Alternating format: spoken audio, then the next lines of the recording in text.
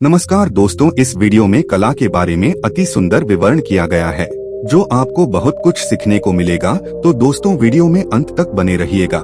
आइए दोस्तों बढ़ते हैं आगे और जानते कला के बारे में। दोस्तों मनुष्य के जीवन में कला का एक विशेष स्थान होता है, अतः कला ही जीवन है। क्योंकि दोस्तों आदिकाल से आज तक कला जीवन का अभिन्न अंग रही है। आज मानव की शायद ही कोई ऐसी क्रिया होगी जिसमें कला का महत्व नहीं हो। जब मनुष्य को भाषाओं का ज्ञान नहीं था, उस समय वे कला के माध्यम से ही अपने मनोवेगों, भावनाओं और संवेगों को प्रकट करते थे। दोस्तों विभिन्न सभ्यताओं की खुदाई से प्राप्त चित्र उस समय कला की उपस्थिति का ज्ञान कराते हैं। इतिहास में कोई भी ऐसा युग नहीं रहा है जब विश्व के किसी भी भाग में कला का महत्व घटा हो। यदि गूढ़ता से विचार किया जाए तो ईश्वर स्वयं एक कलाकार है।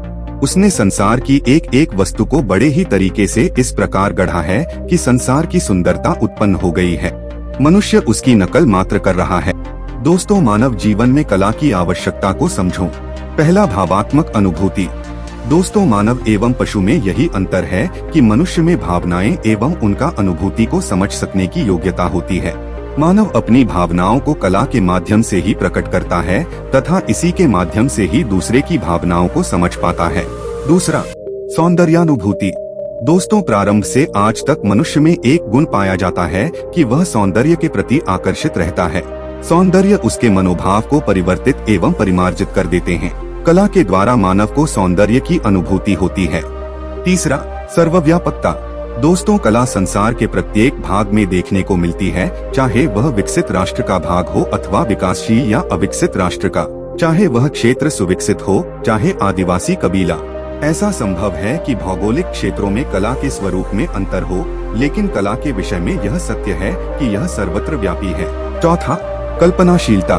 दोस्तों कला बालकों में सृजनशीलता का गुण उत्पन्न करती है। सृजनशीलता के लिए बालक में कल्पनाशीलता का विकास होता है।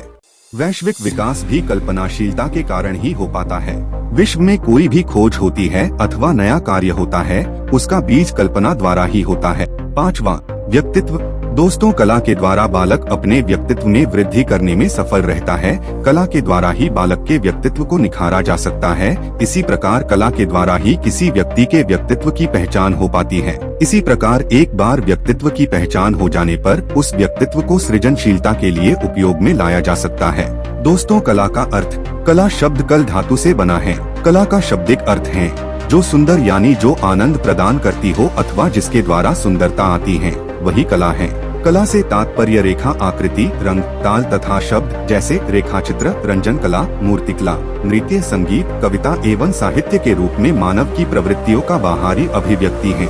दोस्तों कला न ज्ञान है, न शिल्प है, न ही विद्या है, बल्कि जिसके द्वारा हमारी आत्म परमानंद का अनुभव करती है, वही कला है।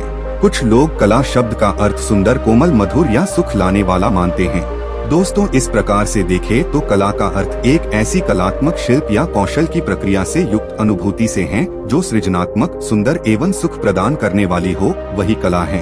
कला की परिभाषा।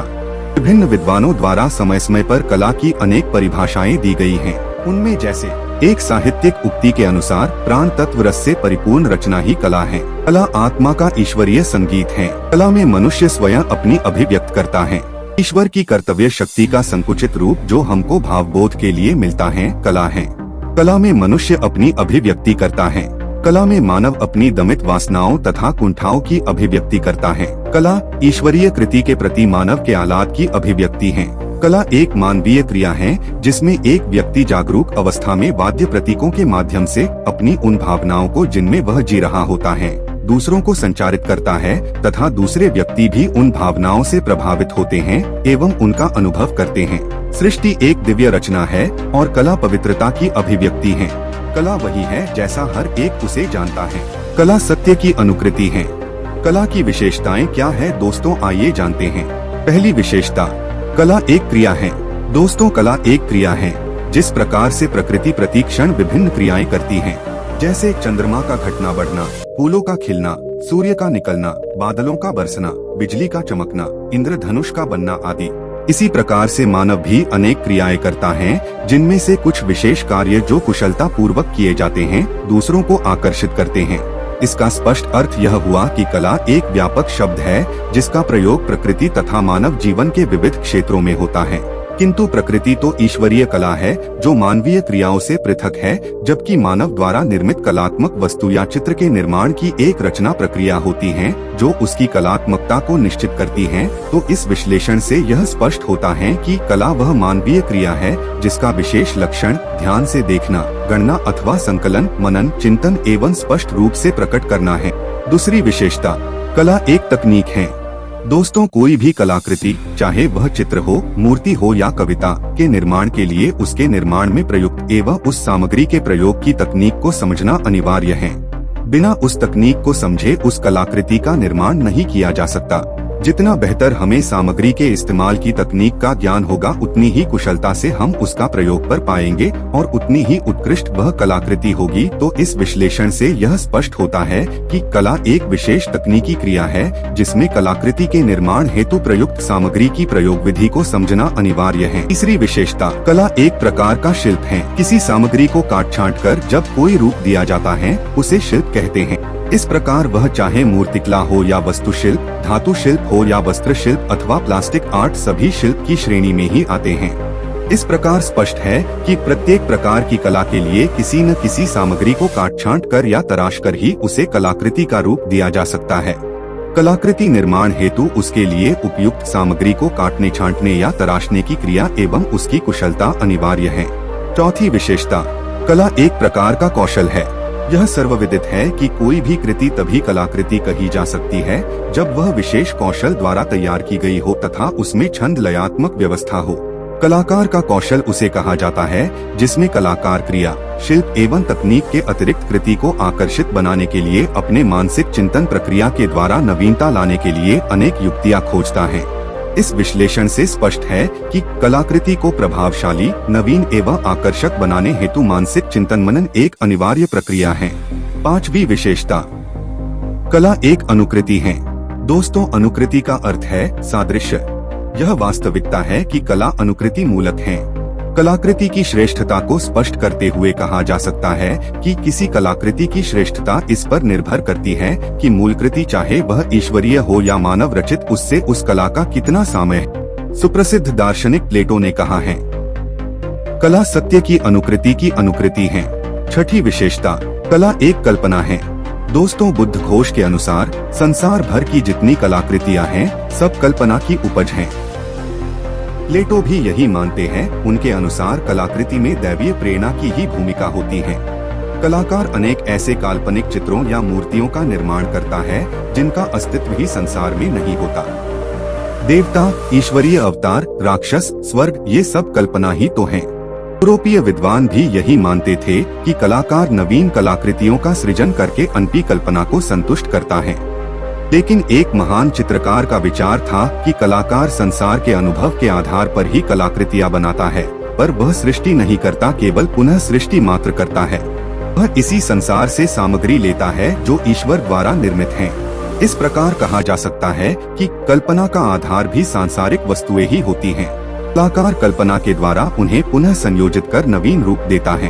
सातवीं विशेषता, कला एक ज्ञान के रूप में है। दोस्तों, ज्ञान एक विशिष्ट मानसिक प्रक्रिया की वास्तविक है।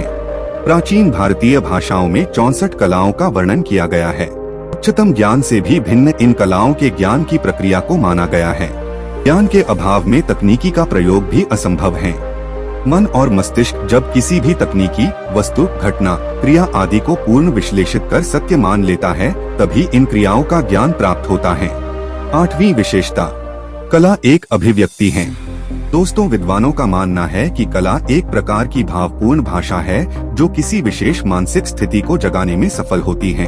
लियोनार्दो दा विंसी का कथन है कि कलाकार जिन आकृतियों की रचना करता है वे उसके आंतरिक भावों पर आधारित होती हैं। इसका स्पष्ट यह हुआ कि कला के रूपों में कलाकार के मन के भावों की अभिव्यक्ति होती है।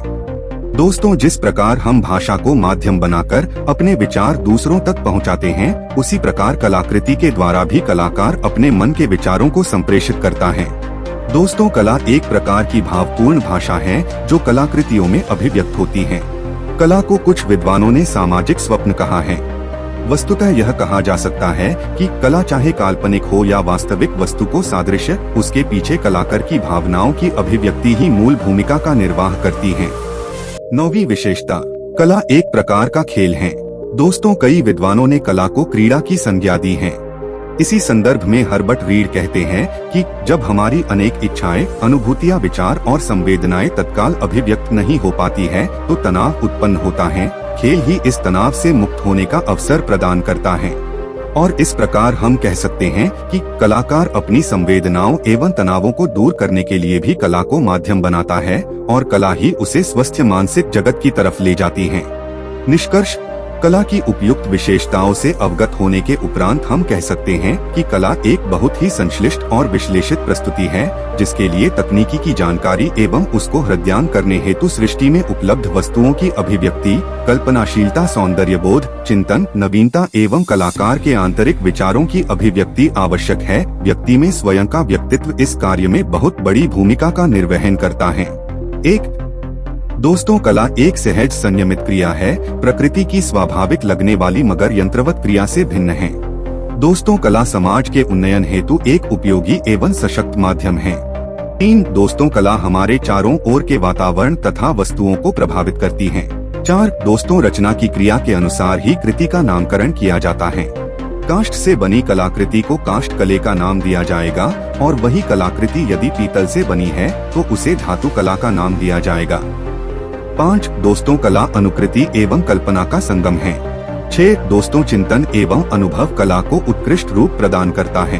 तो दोस्तों, ये थी कला के बारे में विस्तृत जानकारी। दोस्तों, वीडियो आपको कैसा लगा? अच्छा लगा हो तो वीडियो को लाइक, चैनल को सब्सक्राइब जरूर करें।